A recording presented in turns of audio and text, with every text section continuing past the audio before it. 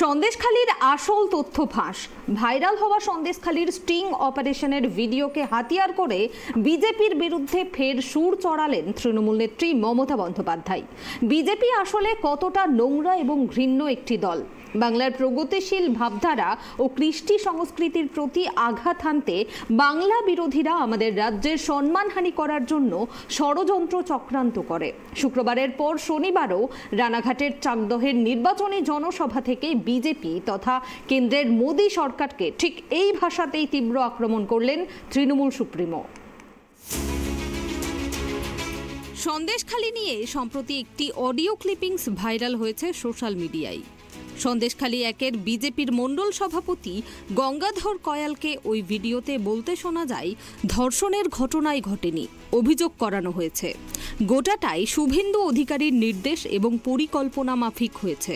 যদিও সেই ভিডিওর সত্যতা যাচাই করেনি ট্রাইব টিভি বাংলা। আর এই ভিডিও নিয়ে তোলপাড় রাজ্য রাজনীতি।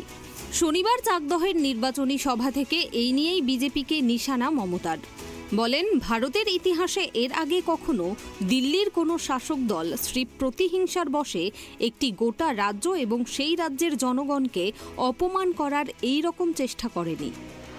আরে এত বড় মিথ্যেবাদী, এত বড় জুমলা, এত বড়, এত গ্যাস বেলুনের থেকেও বড় গ্যাস বেলুন। আচ্ছা, লজ্জা করে না মিথ্যে কথা বলতে? ছি ছি ছি ছি ছি ছি, দেশের লজ্জা। সন্দেশখালী নিয়ে ভালো নাটক তৈরি করেছিলেন, আসল তথ্য ফাঁস হয়ে গেছে। আমি অনেক দিন ধরেই আপনাদের বলছিলাম, একটা পরিকল্পনা এবং বিজেপির তৈরি করা নাটক। শুধু সন্দেশখালীই নয়, এদিনের সভা থেকে বঞ্চনা ইস্যুতে মোদী সরকারকে ফের এক হাত নিয়েছেন তৃণমূল নেত্রী। আক্রমণ করেন এনআরসি সিএএ ইস্যু নিয়েও। আমি এনআরসি কোনোদিনও করতে দেব না, আপনাদের কোনো অধিকার কোনোদিন কেউ কেড়ে নিতে পারবে না।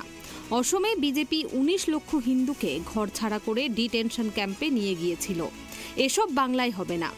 একই সঙ্গে রাজ্যপাল সিভি আনন্দ বোসের বিরুদ্ধে ওঠা শ্লীলতাহানির অভিযোগ নিয়েও কড়া সমালোচনা করেন মমতা বন্দ্যোপাধ্যায়।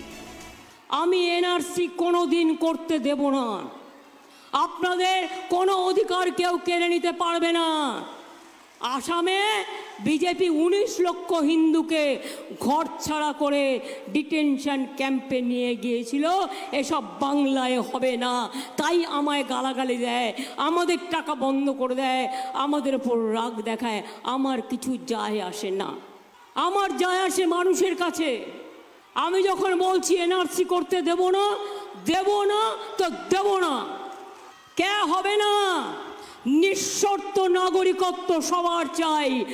দেখছেন কীর্তি কারখানা রাজভবনের কর্মচারীদের সাথে কি কাণ্ড করছে, মেয়েদের ডেকে নিয়ে গিয়ে মলেস্টেশন করছেন। আর তারপর প্রধানমন্ত্রী তার বাড়িতে রাত্রি যাপন করে চলে গেলেন, যিনি সন্দেশখালী নিয়ে বড় বড় সন্দেশ দেন। কই রাজ্যপালের ব্যাপারে একটা সন্দেশ তো দিলেন না।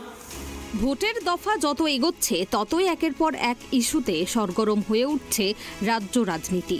তারই মধ্যে তৃণমূলের পোস্ট করা ভাইরাল ভিডিও যেন সন্দেশখালী ইস্যুতে নতুন করে ঘি ঢালল। এখন দেখার এই নিয়ে জল কত দূর গড়ায়। Bureau report, tribe.